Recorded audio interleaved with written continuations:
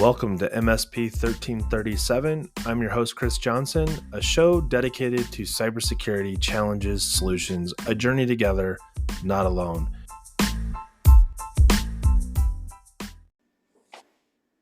All right. Welcome, everybody, to another episode of MSP 1337. It is the third Tuesday of the month. Therefore, we are privileged to have Cyber Matt Lee on the show to talk about governance and leadership. Welcome to the show. You know, brother, we've been doing this a hot minute. Like, I don't know that I've even done my own podcast as frequently and regularly as I've done yours. So there's clearly a lack of governance of my ability to deliver my podcast, and we're going to dig into that. So there's roughly 18 or 19 episodes now of Fireside Chat, which adds up to being about 11 hours, 12 hours worth of content that has been played back close to 2,000 times. That's crazy. We've influenced tens of people now. I mean, I like have to tens of people, yeah. Stuck. Yeah, some of it stuck. Well, and tens of people probably influence other tens of people. This is, it's the butterfly effect here, Chris. That's right. You're not wrong. But butterflies don't last very long, so I don't like using that one. Which would make them poor forms of governance. Yeah. So governance and leadership, it's a large part of the trust mark. We spend a lot of time as MSPs. Obviously, we went through 18 unique episodes and never once really spent time talking about governance or leadership. And I think bringing it all back around, this is really where it starts. Yeah. Without good governance and leadership in an organization, it will have a negative impact on your culture or allow culture to sort of go any way that it wants to. Yeah. The other piece of it, outcome too, right? Not just culture, but outcome. Right. The outcome, the way you want to be perceived as an organization is going to quickly, you lose control, right? The other thing that I think is important is to understand that the pieces we're going to talk about today are the way in which you can build structure to ensure your success in governance within your organization. So, Matt, kick us off. Talk us through what is, in fact, governance. Yeah, 100%. So what is governance? I like to do it with stories. Imagine you're a small business, and imagine that your small business has a break room. And it's awesome. You've got the foosball table, you've got the pool table, you've got the kegerator, like all the awesome stuff. But you don't want people smoking in the building. And you say, hey, no smoking. You put up a sign that says no smoking in the break room. Right? And so that's what a lot of you do. A lot of you say, we're going to follow a framework. Oh, too soon? All right, so let's say we put up the no smoking sign. The question then rapidly becomes, do you ever check? Do you ever see if people have stopped smoking? Do you actually go around and smell every now and again and go, nope, doesn't smell like cigarettes or whatever else you were trying to stop? Why are there still ashtrays on all the tables in the break room? Yeah, this is very weird. There's still soot everywhere. It's nuts. That's right.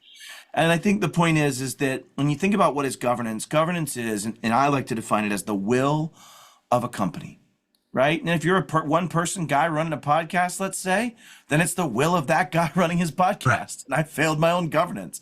But I like to say, and to steal this from Rex Frank, inspect what you expect, right? If you are going to say no smoking and that's the will of the company, and you come back to check and it hasn't stopped, then you need to change new things to stop it. Right? Or you have not actually done what you wanted. Cambridge Dictionary defines governance as the way that organizations or countries are managed at the highest level. That's you if you're listening here. And the systems for doing this. That means the things you implement. The other humans, the systems. That doesn't just mean computers. Systems means a combination of things put together for some effect. If we define it through etymology online, it comes from the original Greek kybernon, meaning to steer, to pilot. And then in 13th or 14th century France, which you can imagine what was happening, it changed to rule with authority. That seems more clearly defined. Yeah. This is very clearly defined. So funny, we've been you've really made very clear what governance is. And what's ironic about the 18 controls that we have gone through, there is a commonality amongst most of the controls where it will reference things like to review, to implement, to build let's just address that, Chris. Right. No, let's address that. So why is governance all of a sudden a thing? Why are you just now hearing it? I think it's this understanding as a humanity in technology trying to solve this, that we haven't won here. And when you look at, when we talk about like NIST CSF, or even if we go to NIST 800-171, this self-assessment aspect of it, if people were governing, self-assessment would be fine. People aren't governing. And so you get into a position of, well, why did NIST 2.0 add govern as an overarching function? Because they're basically saying, no, really, y'all. No, really, y'all. Like, No, really, y'all. Like, swear like to God. we thought underlining a safeguard and saying governance would solve the problem, and that didn't work. And So then you look at CIS 8.1 has added govern in a lot of places that would have otherwise been very process oriented. You were part of a lot of that conversation, Chris. Yeah, So, the documentation piece was largely what it was about, adding the asset type of saying, like, or showing through documentation. Function. Yeah. What is a policy? It's the rules by which we define what we are going to do. But governance is making sure that once you have set that policy, that it's actually happening. Like Agreed. that's it. If I am saying, it's part two. well, they're inseparable. Because if you don't, you're just writing shit on paper for no value and no purpose. Well, and I think that's have where to inspect leadership. what you expect. When we talk about leadership gets a little bit more squishy, but if you have governance that's understood throughout the organization, then leadership that follows that will make the most sense. It's not squishy. You're 100% accurate on it. Here's why. When you think about what is governance, governance is defined, at least in Cambridge's dictionary, as the way organizations are managed at the highest level. Well, how does that happen? It's the leadership. Right. But that is the system. That is the function that must be defined as the leadership and the policies and processes and the inspection of those things. That is what defines. Not to go down a rabbit hole, but I think if you have great culture in an organization, then governance isn't just created and defined at the top down. It includes those that are part of that organization, 100%. Even if they're not in leadership positions, because the reality is together, this is going to be effective. Leadership having something that no one follows doesn't work. Well, and leadership does have to manage that. They're the ones that get to see the puzzle pieces of what's in front of me. Everybody says, you make your own culture. I don't know that that's fully true. You are a summation of what's there and what it can be guided towards. Okay, that's right. And so, no smoking is a perfect example, right? If you start with they're already doing smoking because that's where they are. Yeah, that's where we're starting from. You just come in and say no smoking. 100%. Right, nailed it. Yeah. Yeah. Leadership would instead guide towards a smoking place outside that has cool features or something, and then drives so you could drive that change. And the point is that a hot box or something. If you look at governance and its leadership extension, and back to your culture point, let's take one of our former culture points, which was today, not tomorrow. There's a little TNT symbol, and you could say, hey, Chris just did something cool today instead of tomorrow. What does that do? It's taking and saying this culture of us being go-getters and knocking it out right now and doing it today instead of putting it off till tomorrow. We can use that towards saying we will fix those problems with a faster time. We'll work on getting things back into spec as they come out of spec quicker. Those are supportive of trying to stay maintenance on a system that's meeting safeguards, right? So you could make arguments that those cultural elements influenced and guided through leadership as an extension of appropriate governance of the will of this company and the way we're leading this, those come together magically to deliver amazing results. The reason govern is popping up in NIST CSF and all these others is that everybody's been trying to be a rudderless, leaderless ship. Everybody's been trying to work on security from the bottom. Security starts at the friggin' top. And that's what's happening here. That's it's like a paddle boat or one of those paddle boats where only one person is paddling in, so it just continuously goes in circles. Yeah. And in the same breath, governance and governs, those governing and the leadership have to balance the things and the forces around them and the strategies they've chosen and the tactics that come from those to try to make money. Right. Or do their charitable organization's mission, whichever one of those two you find yourself in. There's not much between. And so the point is that we act like this is an easy job. If it was an easy job, people wouldn't be leaders, or it would be harder to, whatever the word is, you know what I mean? But if it was an easy job, everybody would be killing it, and they're not. And I think the point is that we have to find governance well-established and decided upon by leadership to meet business goals and objectives, to meet security goals and objectives, the things that are going to play out. Because you use governance to manage your... In fact, I'll put it in perfect example. Let's go back to my concrete company. They have governance. And if you don't know this story, I had a concrete manufacturer that did all the roads in a certain state. They were amazing at it. And I asked him one day what made him money. And he said, Matt, what makes me money is having a concrete truck appear every 30 minutes during Right. a job pour with the right ash mix, with the right cement mix, with the right water mix, with the right aggregate that meets the pressure loads that I need to, so some lab 2 days later when testing doesn't cost me $15 million. He said, I Right. need to do that every time.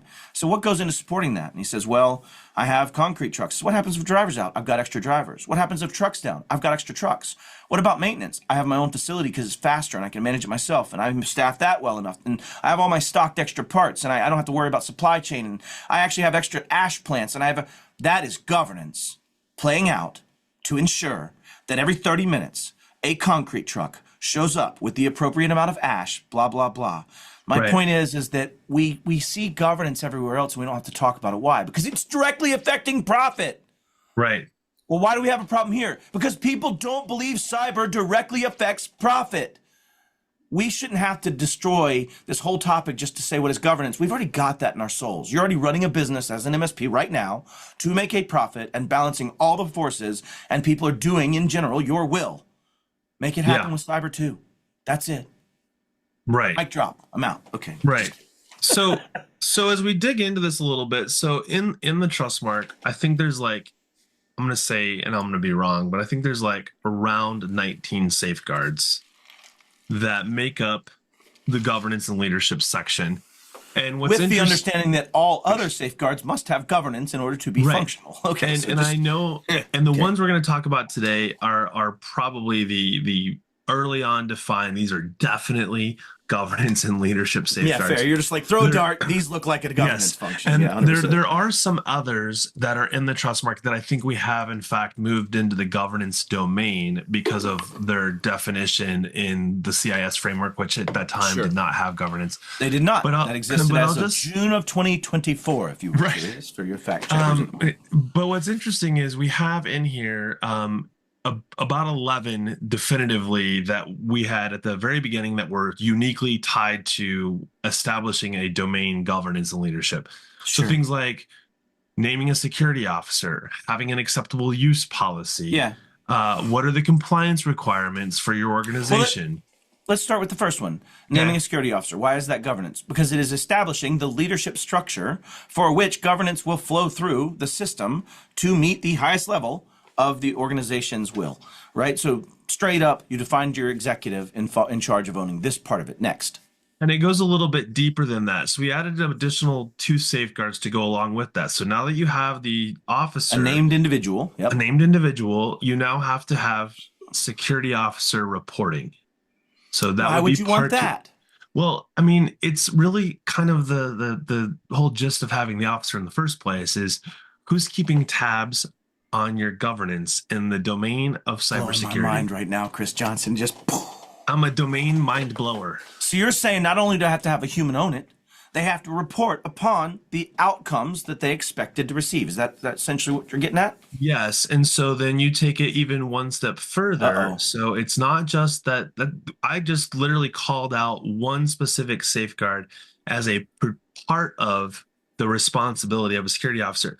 The next safeguard says that the roles and responsibilities have to be completely defined with regards to applicable laws, executive orders, directives, and they report to the most senior leadership for those responsibilities. This is not, the HR department and down in the accounting section, we have someone that goes by security officer. Just to put this in words, you're basically saying whoever you do put in that position that is reporting, so first one and second one, and third one, that person must report to someone extremely high up to connect it to the governance and the will of the company. Is that essentially what you're saying? Yes, CEO. and Is who it they could in report to. fact be the owner. If we're talking about MSPs, the security officer may in fact be the business owner.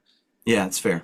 So there's one more that goes with this that everybody's gonna be like, wow, I think we have enough already. This last one is where it gets really interesting, and I have mixed feelings about this one in the context of the role that's already been defined. And this one it's L7. If anybody wanted to know which one it is in the trust mark, this comes directly from NYDFS, and it states that security officer third-party vendor oversight. Yep. Or Control 15 in CIS. As a Correct. definition. Well, so yes and no. So in Control 15, It's really about the organization as a whole has a program, and it may be broken down where you have individuals throughout the organization responsible for different vendors. This is taking that and saying, no, that's not enough.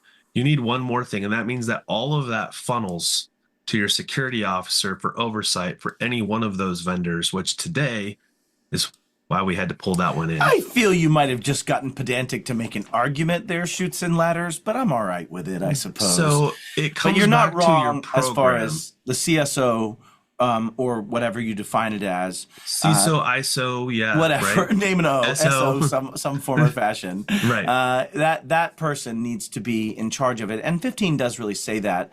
And again, you're kind of highlighting this fact that you're connecting the human leadership element to Correct. the governance element. And going back to the Cambridge Dictionary, which I think they've nailed it, the way that organizations or countries, comma space, are managed at the highest level, comma space, and the systems for doing this. You're now defining the human at the highest level, the leadership element we talked about in the beginning, and then this connected point of those systems. Sure. A lot of CIS focuses on the systems and the things that need to exist underneath that. And to your point, this set of governance is connecting it back to a leader that owns this, if that makes sense. Yeah. So what's interesting is that for the most part, the majority of the governance and leadership section is defined by what you do with the role of a security officer. Yeah.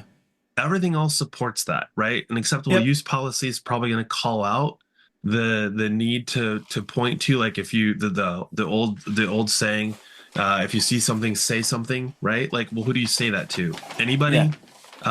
No, Yeah. it's giving No. some structure to that. But then this also starts defining, when you get into reporting security incidents, that also falls under that governance and leadership. Yeah, so all of that comes under that. And that is how it played out. Let's take away some of the mystique on this. okay. When Matt Topper came in to do the security and compliance arm of our security program internally for Iconic IT, when we were working through that together, it very much started as just at least Matt being named Sure. that person and me being named my side of it, right? For the director of technology and director of security, and Matt being the director of compliance.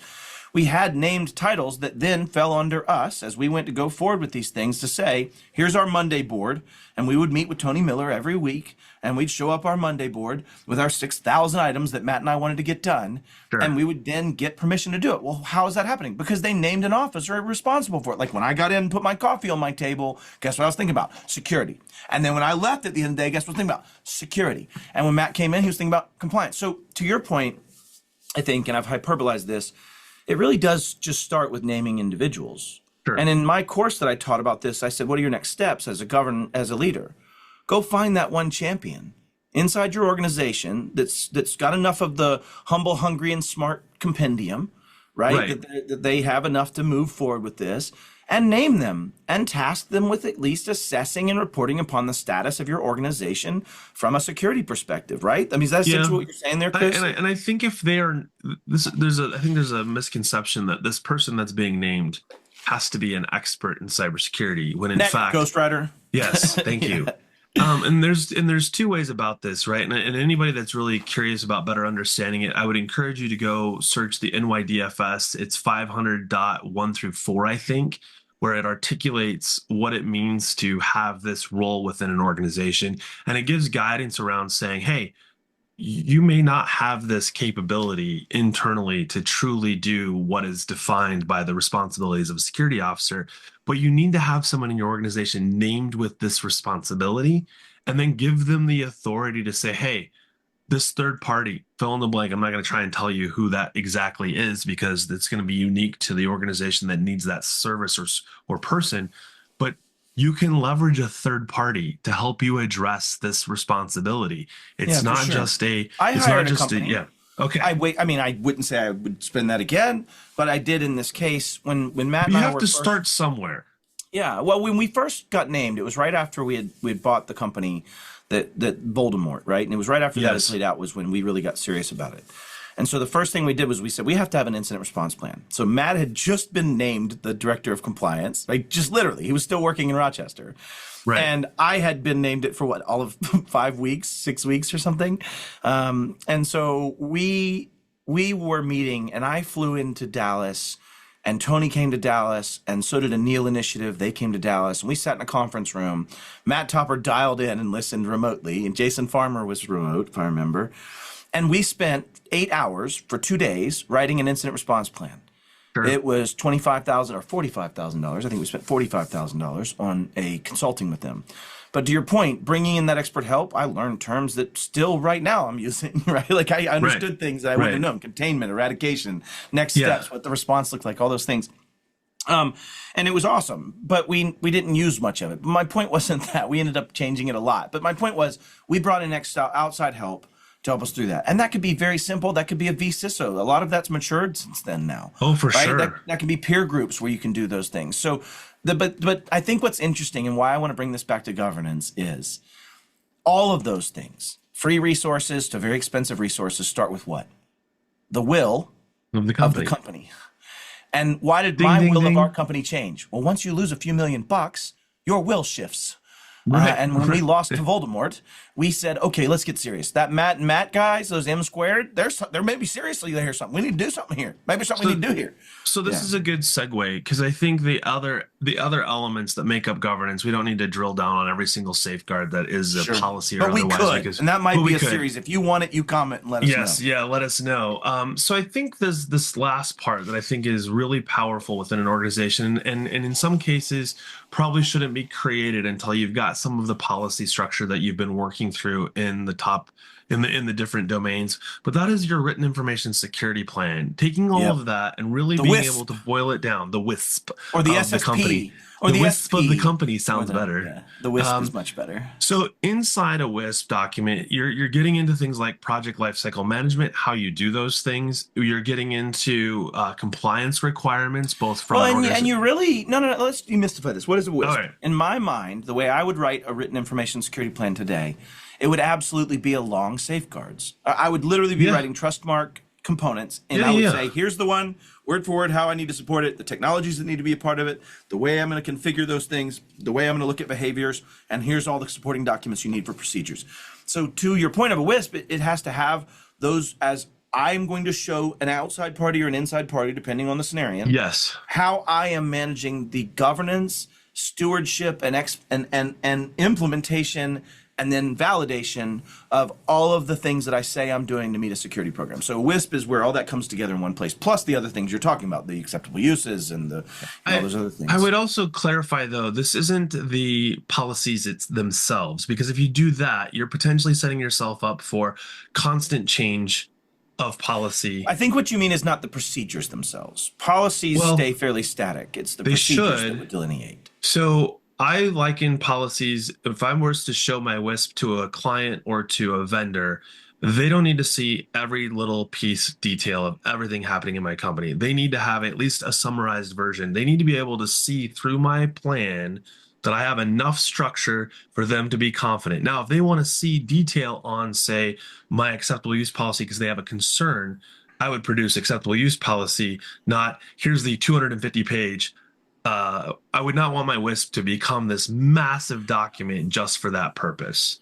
I think this is another one of those where you and I get to yellow brick road and disagree. I would say that I think of an SSP or a WISP as my overarching document that will hold all of the policy elements. Now, to your point, policy for me is the guardrails. Policy is this safeguard says that I need to expire passwords after 45 days if that account hasn't been used and disable those accounts. Here are the technologies in use. It's one pager, and then it breaks off to all the procedures, supported things that need to be there. But this is my guardrails. What you're really speaking towards in my mind would be some external document. And I've done many of these where I write up an overarching, here's an example of some of the things we're doing in our information security plan. But my WISP or my SSP is an overarching and pretty massive document. But to your point, I'm not saying it won't be massive, to be fair. Yeah, fair. But I do think that your point, there is a need for a document between. Like, think of what a SOC 3 is as opposed to a SOC 2, right? This external document that's kind of slimmed down, that's able to help you show that I have some degree of modicum of things in place. I'll give you an example of why I don't think everything needs to go into a WISP. I would not put the details of my pen test policy into my WISP. I might give a summary that we do a pen test on an annual basis, and some structure to that. Do you consider a WISP an outside document or inside document? Because I've I always think considered a WISP an inside document, which means I'm not so. sharing it, and that's why I would put those things in that. It's my Yeah, document. so okay, so in some respects, you're treating this almost like one would an employee handbook, where everything comes together in the three-ring binder. That is what I do with it. Yes, that is my So go plan. The way we I run have it. gone back and forth with this now for the last 6 months, and everything that I have looked in at great detail is that upon request, especially what you see with like CMMC or even going back to HIPAA, they call out being able to produce this WISP That's under correct. audit requirements or otherwise, That's correct. whether it's to your insurance And the way company I have or a bid. responded, and Sheldon also responds, is redacting a small portion of it to show the structure, the table of contents, the addendum, the supporting document guides, and we bring out a small document that is the kind of proof that it's there, without sharing all the operation and tactical details, and that has been accepted many times. So And see, at that's the the end of the day, I methodology. think But that's where it is because I understand what you're saying. Because here's the way I would look at it. I've seen people write down WISP and call it the Written Information yeah, Security Policy. And I think that's where we deviate from what it's mine's intended to the be plan. versus a Yes. plan. And so I think a plan can be as detailed or as high level as is appropriate for your organization, as long as upon request or through references, you Right. have the underlying supporting Fair. documents. Yeah, I won't get into I wouldn't fault someone for the way they've chosen to do this. I've just always meant that as long as my policy document book, my SSP, and I came from that, from the early 80171 kind of days, and the people that I paid to give me guidance have given me and Sheldon similar guidance in that direction. But to I your think it's because it's shifted. So, like, remember when we used to say EHR and EMR, and those were two very uniquely different things, and they finally just said people can't say it right, so we're just going to say it doesn't matter which one you say, it includes both. I think we're in that world with WISP. fair. It's very fair. And I might be wrong on this one. Y'all tell me if you think I'm wrong on this one, y'all. But out there Yeah, listening. tell Matt that he's wrong. It could be I don't think that's completely what I asked unrelated. for. I said No. if. I said if. There was an if component in this. It's Yeah. all right. We'll get you. digress. We'll get you I don't care. the pins. I have my thoughts. I still have my thoughts. They can be influenced, but I have my thoughts. That is fair. I think that really does cover However most you of do this. it, you need to Yeah. have a translation. Let's take it back to what matters. As a governance function, at some point it has to hit the road. Yep. And I think to Chris and my point, both of our side is it has to be written down. It has to be executed. You have to be able to measure it. You need someone in charge of it. It needs to be part of your world. And it starts with assigning an officer, and it starts with the governance, which is the will of your company to implement security plans in a way that can be measured. That, to your point, Chris, and this is a big part, can be shown to your partners that are asking for it now because they give a crap about security, Right. and those that are doing it well will actually get the contracts and the others will not. So Right. do those And I things. think it needs to be, to clarify, this isn't just something you just whip together, right? Yeah. The program for the trust mark is not something we say, hey, in 90 days you should be ready for an assessment. This is the piece that will often cause the timeline to be extended further than most people imagine, because this program needs to be robust and it needs to place, have the it needs, functioning, right. evidence can be collected Yeah, thereof in certain time periods. Like, yeah. Yeah, so like we talk about policies all the time. So like policies created, okay, is it approved? Awesome. Is it enforced? Right. Are you Okay, measuring so- it? Yes, Are you and looking if for it's- anomalous behavior against that policy? Well, let's just hypothetically say that it's not enforced. Like, don't tell me that you have a policy that's approved and enforced, included in your WISP or SSP, because then when you're getting audited, then all kinds of things come into question. Be honest about the enforcement of said policies, because you can't just create and enforce in the same day. Correct. And we know that. We know Right. you as a company cannot get this done in a day. So don't lie about it, because this is the only framework, Trustmark, Yeah. is the only one that I know of that allows us to work through iterations of good. And Right. that means that you might get through this with a clear thing in place, but not fully enforced, or it's only enforced on these asset classes, or it's only enforced on these humans, or these types of things. Like, at least be honest, because guess what? It's great places to show the improvement next year. And the improvement the next year, which is the beginning and building blocks of defensibility and safe harbor, by showing that growth, that ability to iterate, that ability to go forward. That's how you meet reasonableness. Is it reasonable to get from 450 pounds to 200 pounds in a month? Zero. It's not reasonable. Is it Right. reasonable to have a healthy diet, start working on it, figuring out whatever chemical challenges are happening in the body, Sure. and move through those things over the next 2 years? Very reasonable. And in Right. 4 years, should I see you better than that and better than that and better? Yes, that's reasonable. But getting there in 2 days isn't reasonable. And so I think showing your work and showing your iterative growth is the building block of reasonability, safe harbor, all of those things. And it's why we built the trust mark the way we did, So I just want right? to leave you all with this some resources if you want to use Google instead of AI. There are two CompTIA white papers on this, embedding cybersecurity into your culture and building a culture of cybersecurity. They kind of one came before the other to help really emphasize some overlap there. You'll see them in the culture and strategy workshop that's put on by Miles and Matt Lee. And then the other ones that I would recommend looking at is like CISA has a risk management guide, which I think is super helpful around as you govern an organization, what your risk appetite looks like and being able to do that, which would be the risk workshop that Wayne and myself have been putting on. And then the last one is building a culture of cybersecurity from Asaka is also a great white paper. So they're easy to find. I don't need to post links for them.